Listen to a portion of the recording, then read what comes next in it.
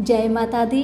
मेरे सभी प्यारे दोस्तों, मैं लक्ष्मी शर्मा बड़ों को चरण स्पर्श, छोटों को प्यार और बराबर वालों को दिल से नमस्कार करती हूँ। आज मैं आप सभी को सुनाने जा रही हूँ कबूतर और कबूतरी की यह कहानी बहुत ही सुंदर है। अंत तक जरूर सुनिएगा और दूसरों को भी शेयर कीजिएगा। रूपपुर नामक गांव के पास ही एक घनी जंगल थी और गांव के सभी लोग अपनी गाय और बकरियों को जंगल में चराने ले जाया करते थे और उसी जंगल में से जानवर को, पंछी को पकड़कर ले आया करते और उसी को बेचकर अपना गुजारा करते थे। एक दिन की बात है, एक चिड़ीमर ने एक कबूतर को अपने जाल में फंसा लिया, जो कि अपने घोंसले बनाने के लिए घास फूस को इकट्ठा कर रहा था। उस कबूतर की साथी यानी कि उसकी पत्नी कुछ ही दिनों में अंडा देने वाली थी। जेठ का महीना था, शाम हो गई और जब कबूतर घर लौटकर नहीं आया तब कबूतरी बहुत चिंतित हुई और चिंतित मन से कबूतर को यहाँ वहाँ ढूंढने लगी। वहाँ एक चिड़ीमार के हाथों से छूटते ही वह कबूतर अपना प्राण बचाकर भागा और अंधेरा होने के कारण किसी पेड़ से टकरा गया और बेहोश हो गया।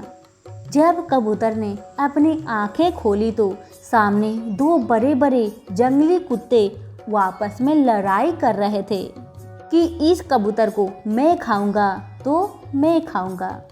लेकिन कबूतर वहां से किसी भी तरह अपना जान बचाकर भागा, पर कबूतर के पंखों पर चोट लगने के वजह से वह एक पीपल के पेड़ की शाखाओं में जा अटका और अपनी अंतिम सांसें लेने लगा और उस कबूतर की आंखों से आंसू बहने लगे।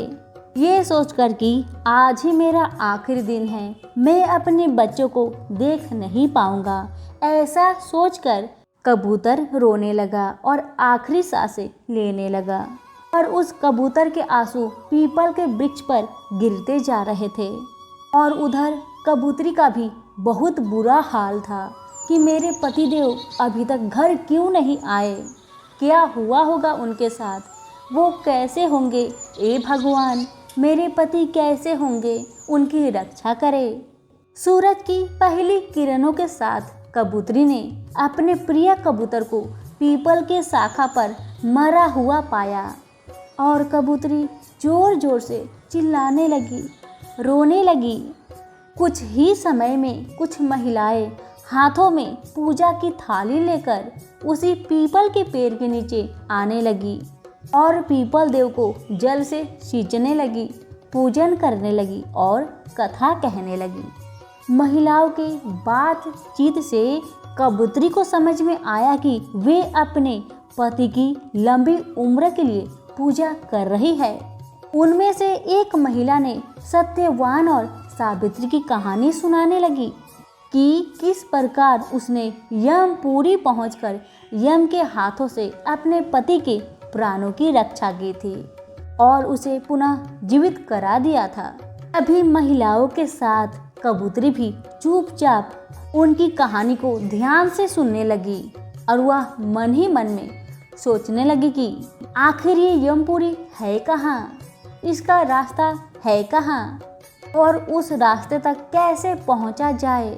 कबूतरी ने अपने प्रिय कबूतर को पीपल के पत्तों से ढक दिया और पीपल देव से हाथ जोड़कर प्रार्थना करने लगी, हे पीपल देव मेरे मरे हुए पति का आप ख्याल रखें, जब तक मैं वापस ना आ जाऊं तब तक मेरे पति का ख्याल आप रखें, आपका बहुत कृपा होगा मुझ पर। इतना कहकर कबूतरी यमपुरी खोजने निकल पड़ी। कुछ दिन बीत गया, उसके बच्चों का आने का समय हो गया। कबूतरी उसी पीपल के पेड़ पर अपना घोंसला बनाया और उसी में अपने अंडे को दिए। कबूतरी ने फिर से पीपल देव से कहा, हे पीपल देव आप तो सभी के पति के प्राणों के रक्षक हैं, आज से मेरे पति और बच्चे की रक्षा आप ही करेंगे। इतना कहकर वह फिर से उड़ चली यमपुरी की खोज में। रास्ते में उसने एक ब्राह्मण को बच्चे को पढ़ाते हुए सुना कि यमपुरी जाने का मार्ग बहुत ही कठिन है। 7 बड़े बड़े दरवाजे को पार करना होता है। एक बच्चे ने ब्राह्मण से पूछा कि हे ब्राह्मण देव, वह मार्ग कहाँ है? क्या आप कभी गए हैं यमपुरी में? ब्राह्मण ने कहा, नहीं नहीं बेटा, हम लोग की बस कहाँ है। जीवित लोग यमपुरी में नहीं जा सकते और ना ही वहाँ से वापस आ सकते हैं। वह तो बस सती सावित्री और नीचे केतन जैसे ही महान लोग कर सकते हैं। हम जैसे लोग कैसे कर सकते हैं? बच्चे ने पूछा, तब आपको यमपुरी के बारे में कैसे पता है? बच्चे की बातें सुन ब्राह्मण देव कहने लगे कि संत महात्माओं द्वारा लिखे गए पुस्तकों से पता चला। अब तो कबूतरी ब्राह्मण देव की बातें सुन चिंता में पड़ गई, क्योंकि उसे किताब पढ़ना तो आता ही नहीं था और ना ही उस कबूतरी की भाषा इंसान समझ सकते थे। पर जल्द ही एक बालक ने पूछ ही लिया कि यमपुरी किस दिशा में है। तब ब्राह्मण ने कहा, उत्तर दिशा में, जहाँ आकाश और धरती एक हो जाते हैं, वहीं पर है यमपुरी। अब तो ब्राह्मण की यह बातें सुन कबूतरी बहुत प्रसन्न हो गई और उत्तर दिशा की तरफ उड़ चली। कई दिन उड़ने के बाद आखिरकार उसे आकाश और धरती की मिलन स्थल दिखाई दी। वहाँ उसे विशाल महासागर पार करके अपने लक्ष्य तक पहुँचना था। बीच में कहीं पर आराम करने का कोई भी मार्ग नहीं था। कबूतरी बिना घबराए उड़ती रही। कई दिन के सफर के बाद वह विशाल महासागर को भी पार कर गई। लेकिन ये क्या, मिलन स्थल तो फिर दूर हो गया। सागर के बाद उसे कांटेदार घने जंगलों से गुजरना पड़ा और उस मार्ग में उड़ने का रास्ता था ही नहीं। इसीलिए पूरे जंगल में कबूतरी फुदुक फुदुक कर पार करती रही और उसका पूरा शरीर कांटेदार झाड़ियों से कट गया। पंख घायल हो गए, फिर भी वह चलती रही, ये सोचकर कि जब सावित्री अपनी मरे हुए पति को जीवित करा सकती है तो मैं क्यों नहीं करा सकती। मैं भी अपनी पति के प्राणों को यमपुरी से मांग कर लाऊंगी और मुझे पूरा भरोसा है भगवान अच्छे लोगों के साथ कभी बुरा नहीं करते। और मैं भी तो एक पंछी हूँ, मैंने कभी किसी का कुछ नहीं बिगाड़ा। मेरी प्रार्थना तो भगवान जी जरूर सुनेंगे। यही मन में विचार करते हुए आंसू बहाते हुए जंगल को पार करती रही। आखिरकार जंगल को पार कर ही लेती है। जैसे ही जंगल पार हो जाती है, उसे आग की खाई को पार करनी होती है। कबूतरी अपने दृढ़ प्रतिज्ञा के कारण भगवान के नाम लेकर उस आग की खाई में कूद गई और आखिरकार उस खाई को पार कर ली।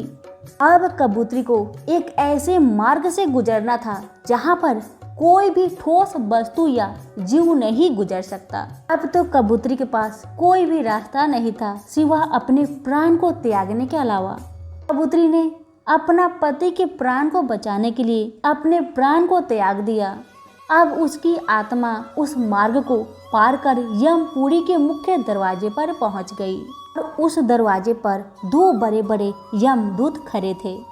उन्होंने कबूतरी से सवाल पूछा कि बताओ, प्राणियों का कौन सा ऐसा गुण है जो आग से भी ज़्यादा खतरनाक होता है, जो खुद के साथ साथ दूसरों को भी जलाकर राख कर देता है। कबूतरी मन ही मन सोचने लगी और भगवान को याद करने लगी कि हे भगवान, हे पीपल देव, अपनी कृपा मुझ पर बनाए रखे। और फिर कबूतरी ने उत्तर दिया कि क्रोध। सही जवाब देने के कारण दरवाजा खुल गया। कबूतरी अंदर प्रवेश की तो देखा वहीं जंगल और उसी पेड़ पर जहाँ दोनों कबूतर बड़े आनंद से रहा करते थे और उसका प्रिय कबूतर और उसका बच्चा बैठे हुए थे। ये देखकर कबूतरी का खुशी का ठिकाना न रहा। वह दौड़ी दौड़ी भागी और अपने बच्चे और पति को गले से लगा ली। लेकिन कबूतरी सब कुछ भूल गई। बस अपने बच्चों में ही खोई रही। बार बार बच्चे बोल रहे थे, माँ अब फिर हमें छोड़कर मत जाना। माँ को थोड़ी देर बाद ध्यान आया कि वह अपने पति के प्राणों को लेने आई है और उसे यह भी ध्यान आया कि वह अपना शरीर त्याग दी है। कबूतरी तेजी से उनसे दूर हट जाती है और पीछे मुड़कर देखती है, वहाँ कोई भी नहीं था, सिर्फ खुला दरवाजा था। कबूतरी भारी मन से दरवाजे को पार करती है। सामने उसे दो यमदूत एक मनुष्य को मारते पीटते हुए ले जाते हुए दिखाई देते हैं। कबूतरी भी उनके पीछे पीछे चल पड़ी। सामने स्वर्ण सिंहासन पर यमराज जी बैठे हुए न्याय कर रहे थे। कबूतरी तेजी के साथ यमराज जी के समीप पहुंची, पर यमदूतों ने उसे पकड़ लिया। कबूतरी अपने आप को छुड़ाने की कोशिश करने लगी, पर कुछ ना कर सकी।